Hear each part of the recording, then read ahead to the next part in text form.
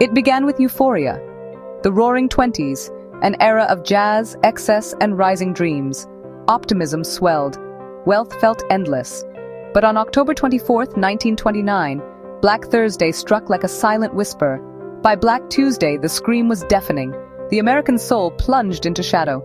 In the chart, Rahu sat in Cancer, buried in the second house, the house of values, money, and security. Its hunger was ravenous, a desire too great, too unbalanced. Rahu inflates what it touches, and now it had inflated wealth to the point of collapse. Built on illusion, the structure could not hold.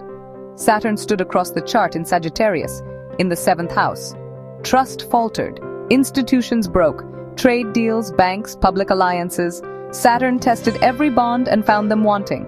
Pluto had only just been discovered in 1930, arriving in Cancer like a dark omen. It moved into the second house right alongside Rahu, ending the American dream. Neptune hovered in Virgo in the fourth. Its fog once painted domestic life with illusions of safety. Now the veil lifted. The truth emerged. Stability was a mirage, and Uranus, always the disruptor, spun into Aries in the 11th. Social networks broke, employment vanished. The collective shuddered. The Gemini soul had pursued wealth with conviction. But now Rahu's hunger had met Saturn's wall. And karma does not blink. From 1930 to 1933, despair deepened. Unemployment soared, homes were lost, banks vanished, Saturn squared Pluto, a brutal clash. Structure demanded transformation. Institutions died so truth could breathe. It was painful, necessary excavation. Ketu, detached and unwavering, sat in Capricorn in the 8th house. Shared resources collapsed. Debt erupted. Trauma unfolded. Ketu does not cling, it strips. And still, the moon shone in Aquarius in the 9th house. People hungered for purpose, for reform. They turned their gaze toward new ideology.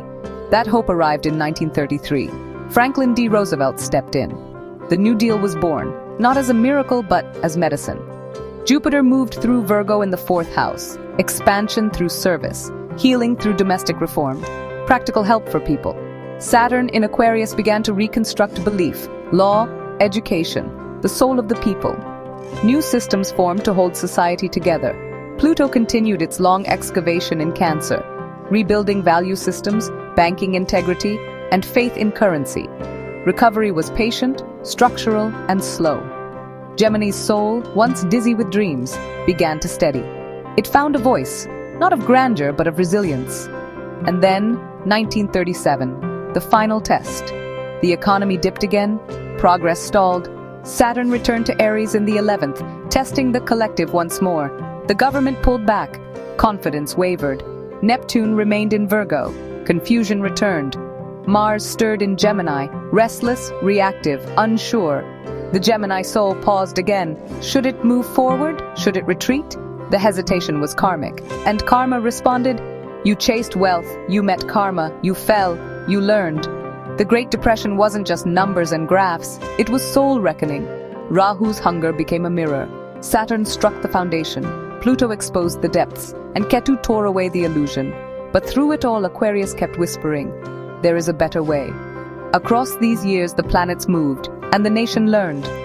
Loss became lesson. Collapse forced reconstruction. Laws, systems, and service slowly mended social fabric. It was structural healing, practical, cumulative, human. Gemini found a quieter voice. Steadier, wiser, resilient, not flashy but enduring. The Great Depression was a karmic correction, harsh, clarifying, and ultimately formative. Astral forces held a mirror to collective choices. Through collapse, we saw what needed change. And Aquarius whispered, "There is a better way. We keep learning." Episode 3, The Great Depression. Subscribe for more astrological histories at youtube.com/mundaneastrology, Dharma of the Nations.